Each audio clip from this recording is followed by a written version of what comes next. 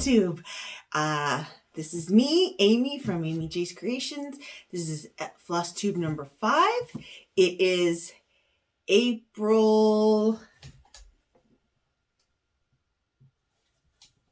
29th, 2021.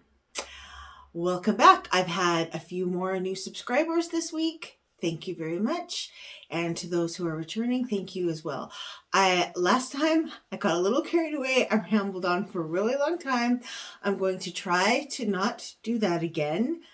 I like watching the longer floss tubes, but I don't think most people do. So I'm gonna try to keep it shorter.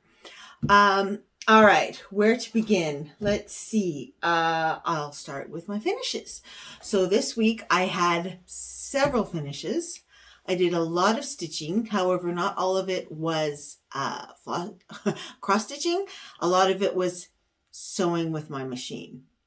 But I did have 2 cross stitch finishes. The first one is I made, so I did all those cute Lizzie Kate strings, Buzzy string, Easter string, Mary string, and I have them mounted with magnets and washers so I can replace them in an area on one of the walls in my entryway. But I don't really decorate for spring. I decorate for Easter. And so when I took down all my Easter decorations, there was the board hanging with the magnets showing, but nothing on it. And I decided I needed something that could hang up sort of all year round, except for when I had the other holidays up. I don't decorate patriotic for all of summer because we live in Switzerland, and that's not a thing. There's no Memorial Day. I'm not decorating for American holidays in Switzerland. So, and I don't have like a bee theme or anything like that. So there's several months where there are no holidays that I would decorate for. So I looked through all my patterns and tried to find one that I could fit the same size as one of those Lizzie Kate strings so that it could hang on the same board. What I found was this thing by Cedar Hill Country Cross Stitch. I have no idea if this company is even still in existence. I don't know when I got this years ago, like when I lived in the States. So at least 20 years ago. This is, of course, obviously the design is going to be too fat and too short for what I wanted. So I adapted it and changed the colors because when I pulled the colors, they looked much darker than what was here. And I also wanted something that was more blue to coordinate with the blues of that I'm doing with Jesus is His Name cross stitch piece, which is also going to go in the same general area and be hung up all the time. So I changed the colors to this.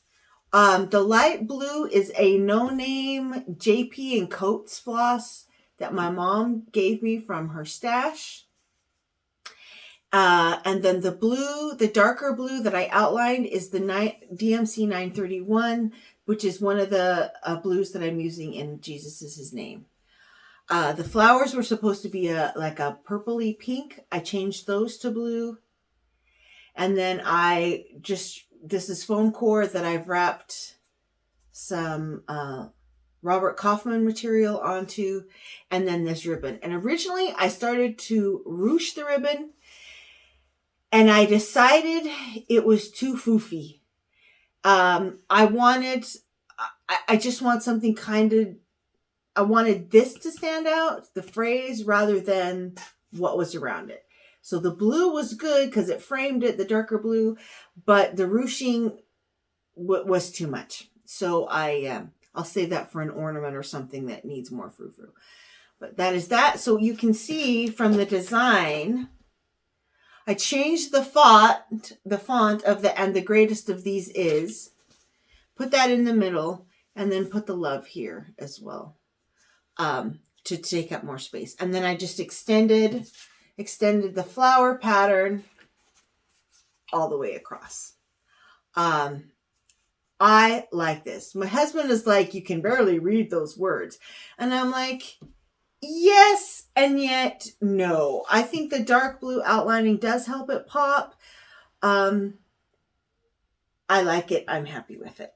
So that was my first complete. It was a stitching finish, and then I fully finished it. My second finish, I just barely got done. So it is not completely finished, and I'm not exactly sure how I'm going to, because this is also going to be a series where there'll be several of them for different holidays. So I want to mount it on something that can hang up, that can be interchanged easily. But this is from White House Stitchery. It is her watering can series, and this is the spring freebie that she released on her Instagram. I really, really like it. I did change some things. Originally, the handle and the spout were supposed to be also this dark color. And I changed that because I wanted the watering can to be a solid color with just the spout to be cute pink. Most of the watering cans I have, they're a solid color except for the end. So that's why I changed that.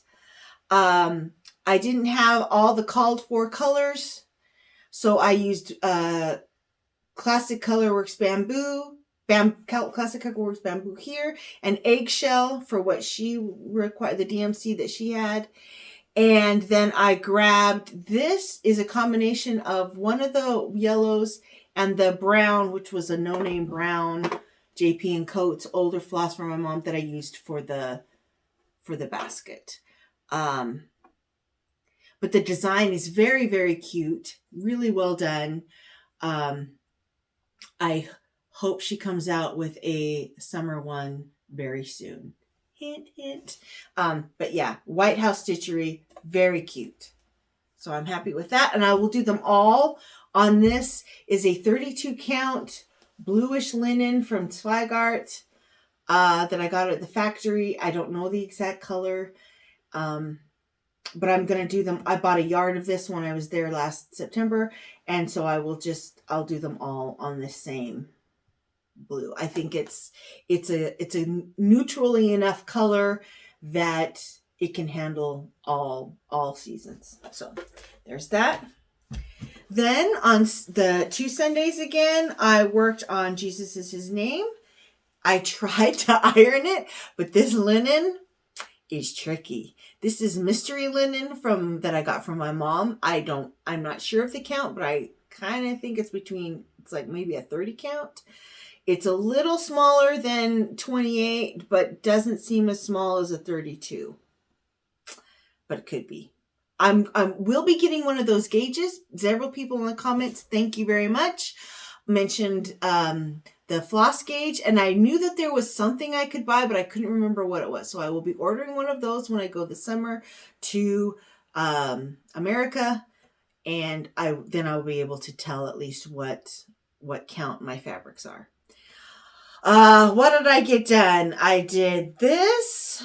So then I knew exactly how wide it was so I could cut the material. I worked more on I did the is part of the name and the J. And then I think that's it. Yeah, that's it. This is coming along really nicely. I love it. I kind of think I want to do another one in a different color as a gift. But I'll have to see. So that is really all the stitching that I did this week. And for the next coming up couple of weeks, I need for Mania. I'm not really doing Mania. I've never really done Mania. I've usually just my first Mania was 2019. Yeah, it was 2019, I think. Maybe 2018. And I was watching Fat Quarter Shop's Flosstube, and they talked about it. And I thought and then that's when I found a whole bunch of other floss tubers. It sounded really fun, but I knew my personality. I can't have a whole bunch of whips going. I can't have a whole bunch of new starts. It makes me anxious and antsy. I'm already getting anxious because I have like 4 whips that are not finished, not excluding this Jesus is his name. And that's driving me crazy. I can't imagine, like, thinking of having 30 whips, 30 starts in May makes my stomach clench with anxiety. I think I love watching everybody else's. I think it's really fun to see all the different patterns that they found, and they have so many cute project bags to put them in. I love watching them, and I love seeing their progress on them. But for me, it's fun to watch other people do it. If I did it, it wouldn't be fun. I would be a terrible crying mess in the corner, huddled and wishing I'd never started cross stitching. So for my mania, since America trip is coming up, it's 2.5 months away. I will be working on the 2 cross stitches for my mom, the Christmas one, the Christmas tree one, and the Little Bo Peep cross stitch. I'm going to try to work 1 week on one week on another, trade off. Maybe start something on Saturday for me, if I kind of how Lindy Stitches does it with Saynia, reward myself on the weekend if I've stitched every day on that one. And I think what I'm going to be starting is actually a Lindy Stitch Pieces. It's I should have gotten it, but I don't ever print out the cover photo. I always just print out the pattern to save on ink. It's her Pride and Prejudice sampler, and it's quotes from the book. I just recently listened to that again on audiobook. It's one of my favoriteest books. My all-time favorite book is the one I'm currently listening to, which is Jane Eyre. That is the greatest novel ever written. Ever. But Pride and Prejudice is number 2. Number 3 is Anne of Green Gables series.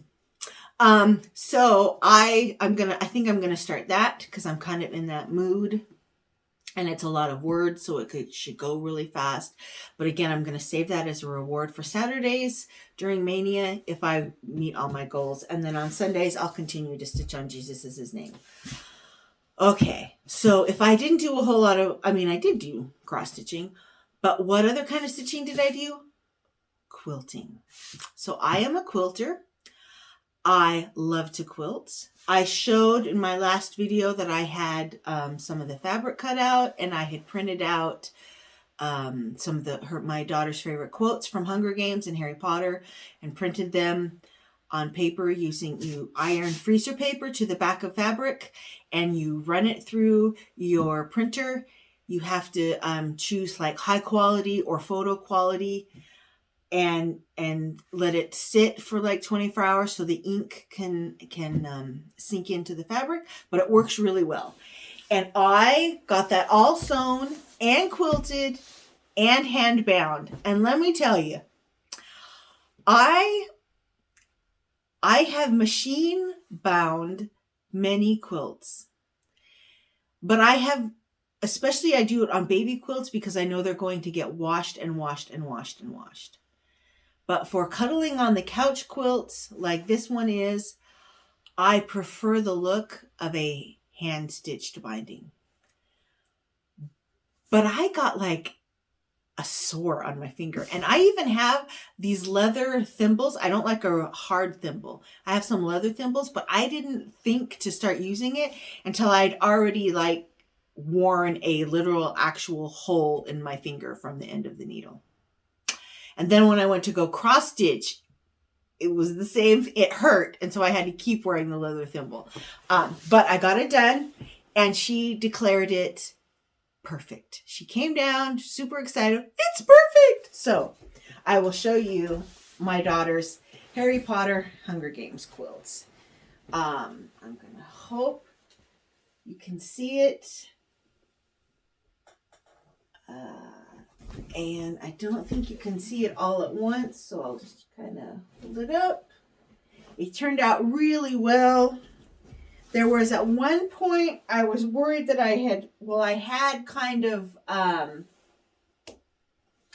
run out of fabric.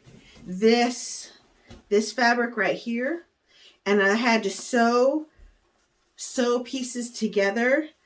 And also of this one. I had to sew pieces of this one right here with the fingerprints from the Marauders map. Sew pieces together to get enough. But it was fine. And then on the back, she picked out a minky, really soft and cuddly. Oh, I love this material. And polka dot, and then a little bit of black on either end. And she has spent many an afternoon cuddled up in this quilt, and I'm super happy. She's happy. I was supposed to finish it for her a year ago, so I feel really relieved that that is taken care of. And then, in celebration that I had finished those, I made some baby quilts. So ladies in our area, we are getting together a big container full of supplies to send down to the refugee camps that are in Greece. They were kind of all the rage a couple years ago, and then other bad things in the world started happening, and they kind of have fallen off the radar and nobody talks about them anymore. That doesn't mean they aren't still there. They are. These people are in dire straits. It's even worse now because they're not getting as many donations, monetary donations, because it's not in the news. But the refugees are still coming, and they're just overwhelmed. And then with the lockdown, it was really hard to get any items. So those people are really hurting. And one of the things is there's a lot of babies in the camp, and they live in tents, so they don't have a whole lot of room. So rather than even pack and plays, they're asking for Moses basket type bassinets. And then when the babies get too big for that, they'll get their own cot or sleep with their mother, or hopefully they won't be in the camp anymore. And so I decided to go along with that I would go through, I have a lot of scraps. My neighbor sews pillows, decorative pillows, and has lots of really pretty fabric. And she gives me her leftovers. And so I cut those up, and I have made and quilted 2 baby quilts. Here's the first one. And laying out the fabric was the hardest, because you want a scrappy look, but you want it to have sort of an order, like not just look totally crazy. So the first one was the hardest, and then I just kind of followed that pattern for the others. So this is the first one, and I had some soft, it's not quite minky, because minky you have to wash it in cold and not put it in the dryer. And these blankets may very well be getting washed in a river on rocks. So I wanted to provide a material that could withstand that. So this is just a really nice soft fleece, really nice fleece flannel on the back. And then I machine stitched the binding down, because I wanted it to really withstand a lot of use. I just used a zigzag. And then I quilted it. I love quilting quilts like blocks like this, where you just kind of outline on the outside. And I used a variegated pink thread. It was very fun to do. That's the first one that I have all done. Then I made a second one that's similar, but not exactly the same. And I didn't have quite enough of the back, that same backing, so I added, but I did have some pink flannel, so I sewed that on there. And used the same variegated pink thread. Well, then I was on a roll and I decided there's going to be baby boys in this camp too, not just girls. So I pieced, let me move this out of the way. I pieced 3 baby boy quilt tops that I will quilt this next week. Again, using random squares that I had left over from other projects and some scraps. That's the first one. More scrappy. This one, I kind of did it all the same, except I had just one square where I didn't have enough, so I put that in the middle to kind of try to make it seem like I meant to do that, because I did. And then the third one is this. So they're all very different styles, whereas the girl ones all kind of look similar, but I think they're all pretty cute. And so I will find some good backing. I have some flannel, more flannel that I'm trying to use up, because the more I use, the more I can bring back when I go to the States in the summer. So I made those 3 tops, and then I decided I needed 3 boy quilts and 3 girl quilts. So I put together one last girl quilt top. Got that all sewed and ironed. And figured that was good for now. If I have time and enough supplies, I will try to get out a couple more baby quilts where the collection is going to be, we're going to ship it the first week in June. So I've got a month. But I'm a little concerned with how much batting I have left. I already have to do Franken batting, where you take all the strips whenever I'm squaring up a quilt after I've quilted it, before you attach the binding. You cut off the excess batting around it.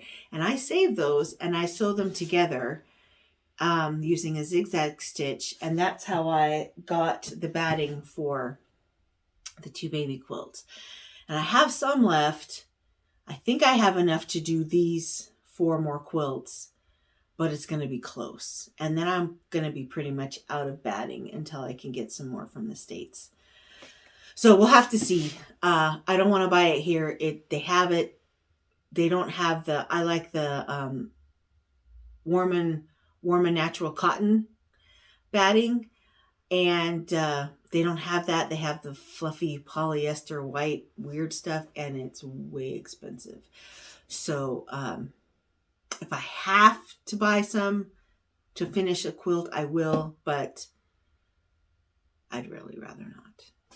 So that was my lots of sewing and some stitching that I had. Life updates. My husband and I are going to drive to Zermatt on Monday morning, and we'll come back Wednesday evening, just us 2. We invited our daughter. She does not want to come. It's her spring vacation. This is her first week of spring vacation. They get 2 weeks. She wants to stay home with her brother and eat frozen pizza and ravioli out of a can. So, fine. And watch movies. So that's fine. He's in college. He doesn't have vacation. So she doesn't have to come with us. And so I don't know at the beginning of Mania how much cross stitching I will get done. It's about a 3.5 hour drive by car. We're going to go over the mountain pass rather than take the car train. So in one of the Alps, to get to Zermatt, you have to go through this really big mountain. And it used to be that the only way was up and over. And it's called the Furka Pass. And it's beautiful. It's what the Romans used. But we have always gone through, what they did is they dug out a tunnel through the bottom of the mountain. And it's one way with a train. And the train is... it's open. So it's kind of like a flat car. And then they have like framing around the top so that they know how big of cars they can let in. So when we went in with our Volkswagen multivan, it just barely fit. Anything taller, like anything over 2 meters, you can't go on. Like you can't take a motorhome on there. And you drive, you all wait in a little line, you buy a ticket, you drive this little ramp that gets you onto the train, and you just pull forward, bumpity bumpity over all the different separate cars until you get to the very end, or where the last car in front of you has stopped, and then you put your emergency brake on, turn your car off, and you stay in your car. And then once they get the whole train loaded up, then they take you through the tunnel. And it is pitch black in this tunnel. The first time we went to Matterhorn with the kids was about 10 years ago. And they loved this thing. They were so excited about the car train. They took videos of the black, but you could hear the noise. And every once in a while there's a little light on the side of the tunnel. It's probably like a marker for the guy driving, so he knows exactly where he's at in the tunnel. And it shakes, and your car's going back and forth because the train it's not like some fancy train. It's like bare bones.